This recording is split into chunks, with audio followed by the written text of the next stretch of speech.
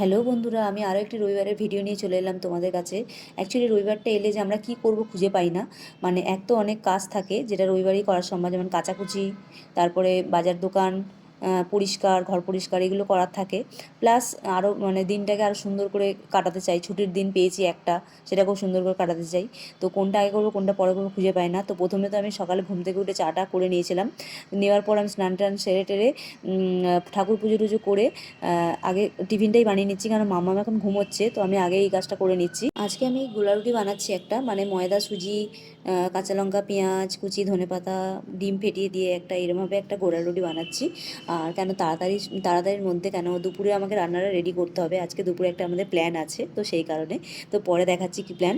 আর মাম্মামের জন্য আমি আগেই খাবার করে নিয়েছি, সেটা হলো মাম্মামকে আজকে দুধ দিয়ে স্যালাডই খাইয়েছি, কারণ ও তো এইসব স্পাইসি খাবার, মানে বেশি ঝাল মশলা তেল এসব আমি খাওয়াই না, তো ওকে আগে ওইগুলো খাইয়েছি। আর ও এমনি আমাদের সাথে বসে এগুলো একটু খেতে পারে, তো সেটা কোনো অসুবিধা নেই। ও যখন স্নান করতে যায় তখন আমাকে একটু খেয়াল রাখতে হবে, কারণ হচ্ছে ও কী করে এদিক ওদিক ঘুরতে থাকে, সব জিনিসপত্র ফেলতে থাকে।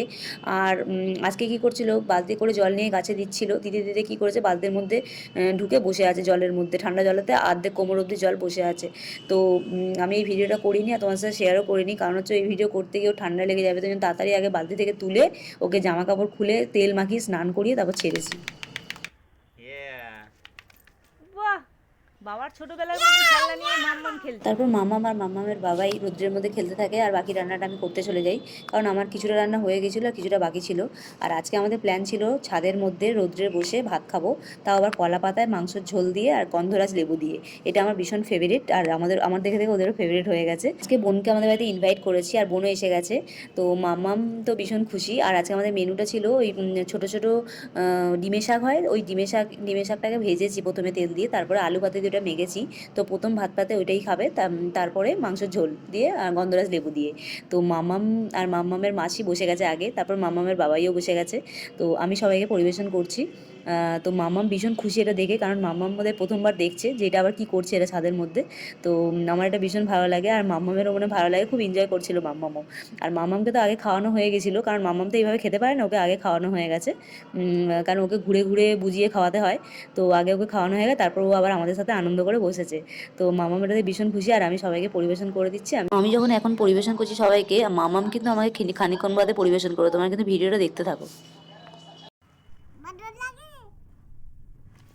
দারুণ সামনে সরিয়ে আয়।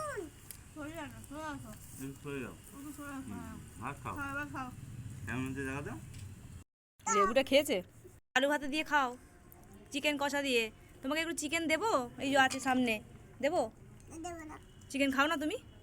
তুমি কি খাও তাহলে, মাটন? বাবাই তো চিকেন খাচ্ছে।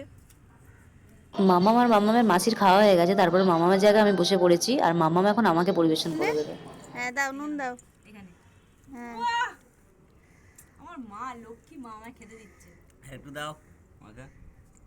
না, নুন আর বেশি দিতে নেই, নুন বেশি দিতে নেই। আচ্ছা দে দে দে। আমাকে দাও। বাহ, লক্ষ্মী সোনা মেয়ে। একটু আমাকে ঝোল দে। হয়ে গেছে পুরি জি, ঠিক আছে ঠিক আছে, হয়ে গেছে হয়ে গেছে। এবার সবাই হাত দিয়ে দেবে। হ্যাঁ, ব্যাস ব্যাস। হাঁড়িটা বন্ধ করো, ঢাকনা দাও। হ্যাঁ, কাজ কর। মনে হচ্ছিল যেন ছাদের মধ্যে আমরা পিকনিক করছিলাম। আর আজকের রবিবারটা আমাদের খুব সুন্দরভাবে কাটলো। আর আজকের ভিডিওটা আমার এই পর্যন্তই, দেখা হচ্ছে নেক্সট ব্লগ। বাই।